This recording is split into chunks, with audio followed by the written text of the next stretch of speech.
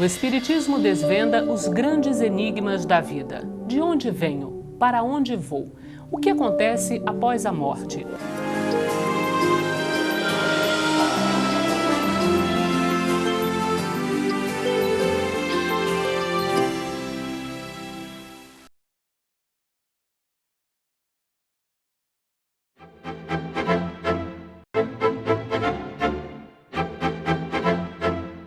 Começa agora o programa Transição, a visão espírita para um novo tempo. Para nossa alegria, mais uma vez conosco, Divaldo Franco. Como vai, Divaldo? Bem, graças a Deus. Hoje abordando o tema Carnaval. Divaldo. Naturalmente que nós poderemos utilizar-nos do Carnaval para festas. Podemos ir a bailes, é lógico. Não é o Carnaval em si, é o comportamento do indivíduo no Carnaval. Porque muitas vezes o indivíduo ermitão pode estar atormentado pelos conflitos do sexo, pelos tormentos do seu próprio comportamento. Eu me recordo de um dos primeiros santos cristãos, Santo Antão. Era um jovem egípcio que se fascinou por Jesus. Certo dia, sendo ele proprietário de grandes terras, ele viu uma escrava com o busto despido e aquilo lhe produziu um sentimento de lubricidade. Ele ficou erotizado por aquele corpo escultural da mulher afro e aquilo perturbou. À medida em que ele se dedicou ao cristianismo, ele foi para o deserto, o Monte Pispir, onde se entregou a profundas meditações.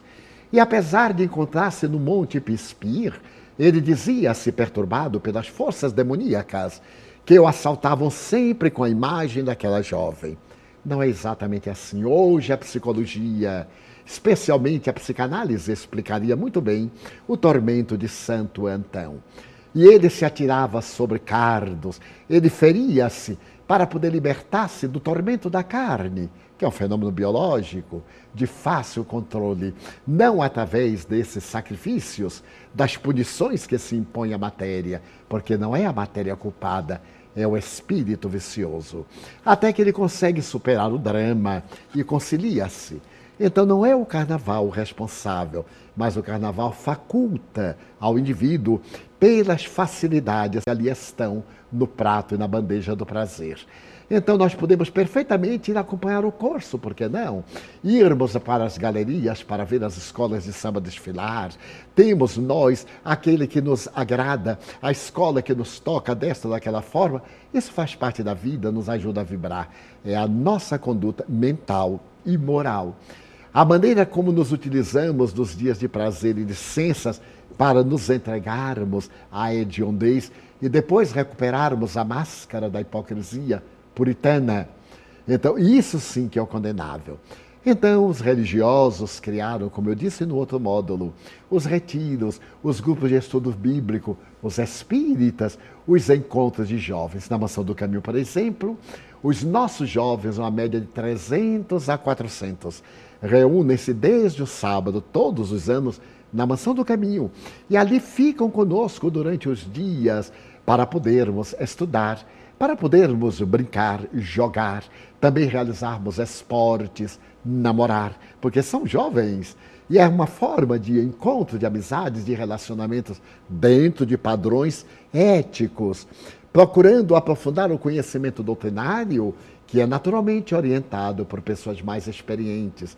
São convidados companheiros lúcidos para poderem divulgar a doutrina, para poder estudar os problemas do cotidiano, a violência urbana, o sexo desregrado, a toxicomania e outros fatores que dizem respeito à nossa cultura e à nossa sociedade.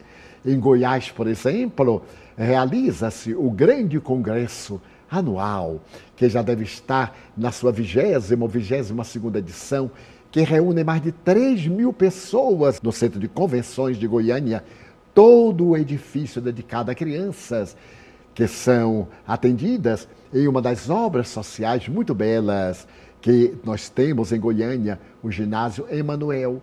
Ou então, os jovens numa outra instituição e os adultos participando de atividades durante o dia inteiro, de conferências, de seminários, de estudos, de debates, de teses e também apresentações de corais, de jograis, de pequenas peças de teatro, cultura, desenvolvimento dos sentimentos.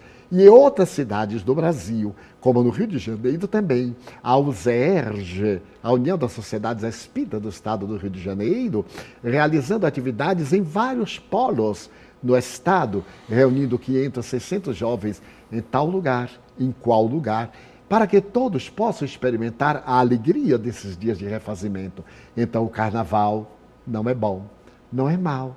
A maneira como se conduz os indivíduos nesses dias é que tipifica a qualidade do seu caráter moral, porque também se pode fazer algo semelhante na Semana Santa ou em qualquer outra semana sempre santificada pelo amor de Deus. No livro a que nos referimos, nós vamos encontrar o mundo espiritual preocupado, criando lugares para poder atender aos espíritos que se miscuem nas fantasias vampirescas com as entidades terrenas. Essas entidades perversas do astral inferior, usemos a palavra kardeciana, da erraticidade inferior, obsiam-se em nosso campo mental e nos absorvem as energias, vampirizam-nos as forças sexuais e nos atiram aos calabouços da insensatez. Então, Dr. Bezerra e uma grande equipe no campo de Santana armaram, utilizando de uma palavra terrestre, armaram um serviço de socorro próximo para também atender os que são vítimas dos crimes, dos homicídios, das mortes violentas, das paradas cardíacas, na exaustão dos festejos. E eu me recordo de uma das cenas muito belas do livro, quando uma jovem que morava na zona norte do Rio, tecnicamente a área mais pobre da cidade, pegou o trem e veio para fazer uma visita a uma mulher necessitada, que lhe recebeu carinho hebdomadário. Era dia de carnaval, ela não estava trabalhando e vem para ajudar, vem com o sentimento nobre da caridade. Tão bom podermos visitar os enfermos, levarmos a palavra de carinho, a nossa assistência. E terminada a sua tarefa, ela vem pelas ruas centrais, algo desertas, do coração da cidade do Rio de Janeiro, na direção da central do Brasil, para pegar o trem. Quando um grupo de jovens, vendo aquela moça ao entardecer, de imediato, voluptuosamente, assolados pelas forças do mal que estão na nossa psicosfera, e sintonizamos, como com as forças do bem que poderíamos sintonizar, e dão-lhe a inspiração de uma curra, palavra vigente na época, um estupro coletivo, atirá-la no chão, explorá-la sexualmente, maltratá-la com animais e partir na galhofa. Então ela se apavora. Quando eles se acercam, ela se apavora e grita por socorro divino. Não estava na rua entregue à sensualidade, estava procurando ser útil e o seu apelo foi captado pelo centro de orações montado pelo Dr. Bezerra de Menezes e a sua equipe. Então, de imediato, os espíritos perceberam o perigo e o próprio Dr. Bezerra vai em sua ajuda. Aproxima-se e vê que eles a cercam e estão preparando-se para derrubá-la. Apavorada, a moça modesta está acuada. Então, o Dr. Bezerra se desloca e vê um veículo policial.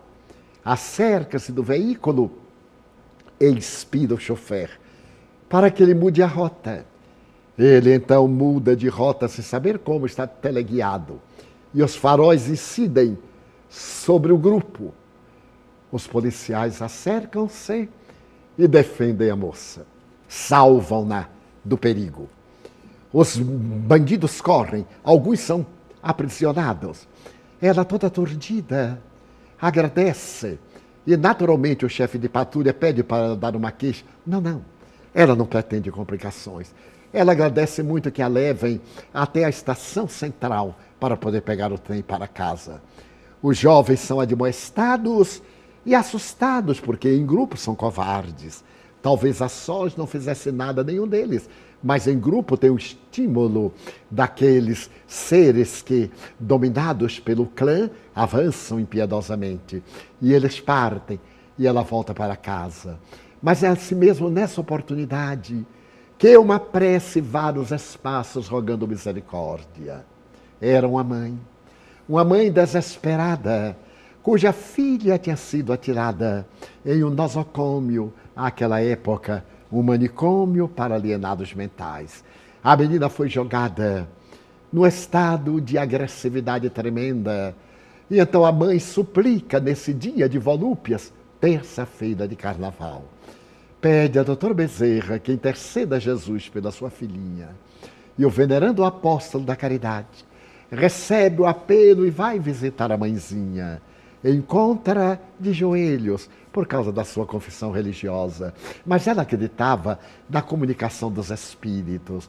Ele examina o quadro mental, vai ao sanatório em que a jovem estava internada e começa, graças àquela oração, todo um trabalho de socorro para a jovem alienada, que é todo espinha dorsal da obra Nas Fronteiras da Loucura. Então nós vemos também médiuns narrados na obra que foram ao baile de determinado clube da cidade do Rio de Janeiro. Ela médium de incorporação, seu marido dialogador. E era um baile de máscaras, um baile de certa licença. E eles vão ingenuamente e se misturam à massa desenfreada. No momento do alcoolismo, do champanhe, do lança-perfume, que na época se usava até a embriaguez, quando o indivíduo encharcava os lenços e intoxicava-se com o perfume que vinha dentro das ampolas de vidro. Então, ela está no baile quando o indivíduo psicopata, inspirado por espíritos perversos, começa a perturbá-la, a gerar uma cena, a criar um problema com o marido.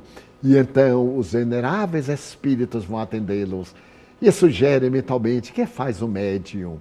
No momento deste de búlia, de azáfama, no momento de prazer, de jogos sensuais, da busca do erotismo.